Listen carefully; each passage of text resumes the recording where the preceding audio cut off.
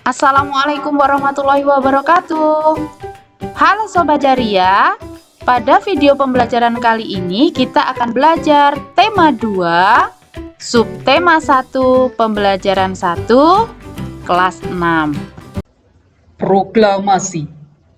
Kami, bangsa Indonesia, dengan ini menyatakan kemerdekaan Indonesia.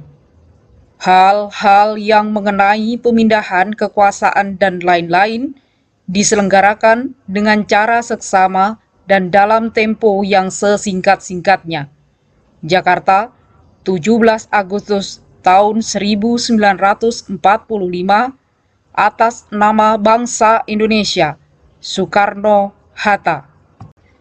Tahukah kalian bahwa proklamasi kemerdekaan itu memiliki makna yang sangat penting bagi bangsa Indonesia? Makna yang pertama, bahwasannya proklamasi itu adalah sebagai puncak perjuangan Indonesia. Bangsa Indonesia telah dijajah selama bertahun-tahun oleh negara Eropa sampai yang terakhir adalah negara Jepang. Penduduk dengan latar belakang yang berbeda-beda bersatu untuk melawan penjajah. Proklamasi kemerdekaan merupakan hasil dari perjuangan para pahlawan. Yang kedua, proklamasi memiliki makna pengakuan kepada dunia luar. Dengan membacakan teks proklamasi, Indonesia mengumumkan kepada dunia luar bahwa Indonesia adalah negara yang merdeka. Pengakuan ini disebut dengan de facto, diikuti oleh pengakuan dari negara lain yang kemudian disebut dengan de jure. Dan yang ketiga, makna proklamasi adalah menaikkan martabat bangsa.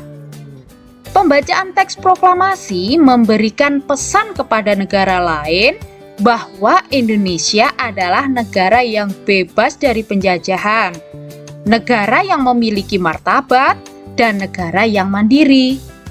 Kemudian makna yang keempat, sebagai perjuangan negara baru. Indonesia adalah negara yang dibangun oleh rakyat dan untuk rakyat. Negara Indonesia adalah negara mandiri yang tidak tergantung kepada negara lain. Dan makna yang kelima adalah sebagai tonggak sejarah negara Indonesia. Pembacaan teks proklamasi merupakan awal dari masa kemerdekaan Indonesia yang terbebas dari belenggu penjajah. Sobat Jaria, sebelum teks proklamasi diproklamirkan, ada peristiwa besar yang terjadi. Pada tanggal 6 Agustus tahun 1945, kota Hiroshima, Jepang dibom atom oleh tentara sekutu. Tidak berhenti pada peristiwa itu saja. Pada tanggal 9 Agustus tahun 1945, bom atom kedua menyusul di kota Nagasaki, Jepang. Peristiwa ini dijadikan kesempatan oleh bangsa Indonesia untuk segera membebaskan diri dari penjajahan bangsa Jepang.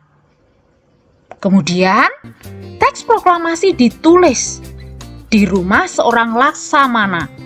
Namanya adalah Laksamana Tadashi Maeda, tepatnya di Jalan Imam Bonjol nomor 1. Para penyusun teks proklamasi adalah Insinyur Soekarno, Muhammad Hatta, dan Mr. Ahmad Subarjo.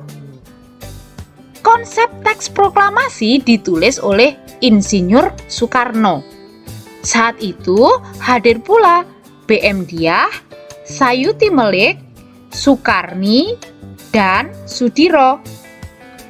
Sukarni mengusulkan agar yang menandatangani teks proklamasi itu adalah Insinyur Soekarno dan Dr. Andes Muhammad Hatta atas nama bangsa Indonesia. Sedangkan teks proklamasi diketik oleh Sayuti Melik. Pagi harinya, 17 Agustus tahun 1945, di kediaman Soekarno, Jalan Pegangsaan Timur nomor 56 telah hadir antara lain Suwiryo, Wilopo, Gofar Pringgodigdo, Tabrani, dan Trimurti. Acara dimulai pada pukul 10.00 waktu Indonesia Barat dengan pembacaan proklamasi oleh Soekarno dan disambung pidato singkat tanpa teks. Kemudian bendera merah putih yang telah dijahit oleh Ibu Fatmawati dikibarkan. Itu tadi adalah sekilas tentang peristiwa proklamasi kemerdekaan Republik Indonesia. Oh ya, tahukah Sobat Ceria mengapa banyak bangsa asing yang ingin menjajah Indonesia? Ya, karena Indonesia itu adalah negara yang memiliki sumber daya alam yang melimpah. Bahkan ada istilah ranting ditancapkan sudah bisa tumbuh. Berbicara tentang sumber daya alam, di Indonesia ini banyak sekali ragam jenisnya. Nah, masing-masing tumbuhan memiliki ciri yang berbeda. Perbedaan ini merupakan salah satu cara beradaptasi. Ada tumbuhan yang memiliki daun lebar, ada yang berbatang tebal. Adaptasi adalah kemampuan makhluk hidup menyesuaikan diri terhadap lingkungannya. Adaptasi dilakukan tumbuhan agar tetap bertahan hidup. Lingkungan tempat tumbuhan hidup disebut dengan habitat.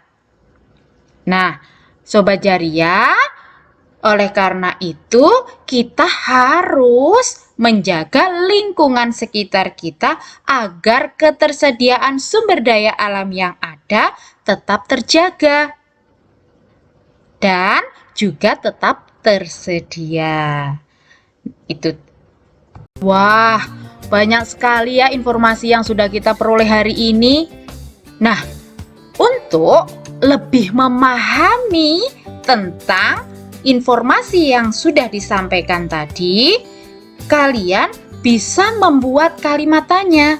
Masih ingat kan kata tanya itu apa saja? Ya, apa? Mengapa? Siapa? Bagaimana? Kapan? Dan di mana? Baiklah Sobat Ceria, beberapa informasi sudah disampaikan pada kegiatan pembelajaran hari ini. Semoga apa yang disampaikan dapat membawa manfaat. Nah, jangan lupa patuhi orang tua, tetap berdoa, dan tetap semangat. Assalamualaikum warahmatullahi wabarakatuh.